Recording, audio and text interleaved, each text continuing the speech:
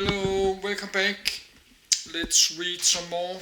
I didn't make my Danish video. Actually, we have a video ready. So let's put it public.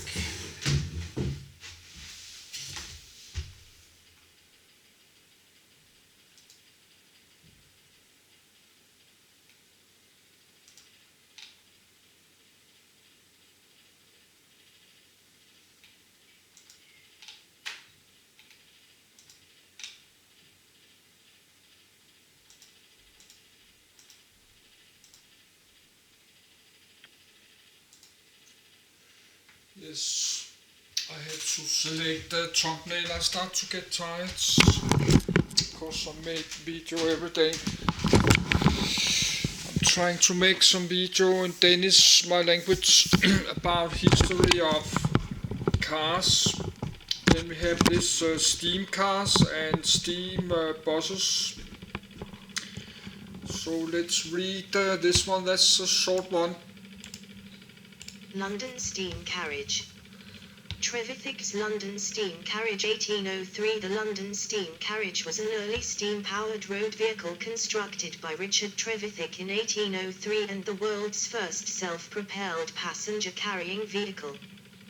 Cugnot had built a steam vehicle 30 years previously, but that had been a slow-moving artillery tractor, not built to carry passengers. History.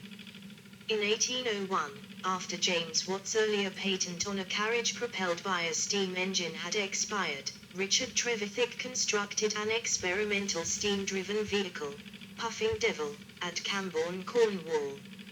It was equipped with a firebox enclosed within the boiler, with one vertical cylinder.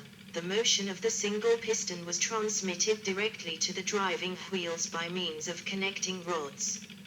It was reported as weighing 1,520 kilograms, 3,350 pounds, fully loaded, with a speed of 14.5 kilometers per hour, 9 miles per hour, on the flat. Trevithick ran this for several hundred yards up a hill with several people hanging onto it. Unfortunately, while the driver and passengers were in a pub celebrating the event, it set fire to a shed in which it had been left unattended, and was destroyed. The following year, Trevithick and his partner, his cousin Andrew Vivian, patented a steam coach, the patent also describing other uses for Trevithick's new high-pressure engines.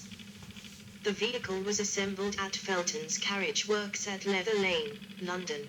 The engine components having been brought from Falmouth where they were made. In 1831, Trevithick gave evidence to a parliamentary select committee on steam carriages. 1. Description. Not all the details of the carriage are known, but the drawings which accompanied the original patent have survived, as have contemporary drawings made by a naval engineer who was sent to examine it. Further information has also been obtained from eyewitness accounts. The carriage had 8-foot diameter, 2.4 m, driving wheels which were intended to smooth out the road surfaces of the time, to help the fire from being extinguished by shaking. A forked piston rod reduced the distance between the single cylinder and the crankshaft and was considered a singular innovation at the time.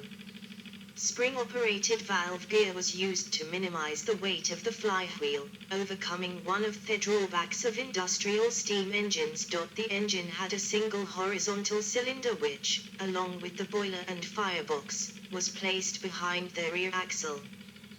The motion of the piston was transmitted to a separate crankshaft via the forked piston rod.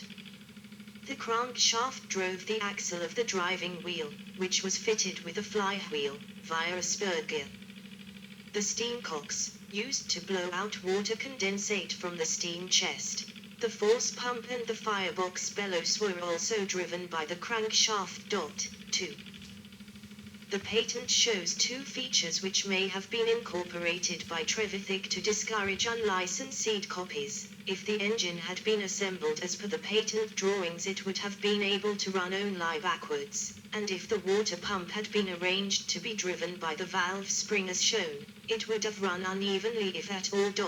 3. It is reported that the coach builder William Felton charged £207 for building the coach, not including the engine, and that the cost of transporting the engine from Falmouth to London was £20 14s11d.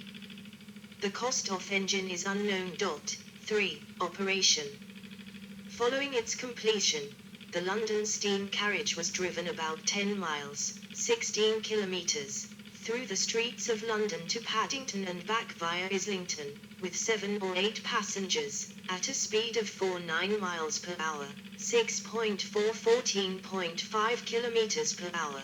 The streets having been closed to other traffic. On a subsequent evening, Trevithick and his colleague crashed the carriage into some house railings and, as a result of this, plus lack of interest in the carriage by potential purchasers, and its demonstrations, having exhausted the inventor's financial resources, for it was eventually scrapped. See also History of Steam Road Vehicles. Good. I will read this next. History of steam roads engines. But I will stop the video.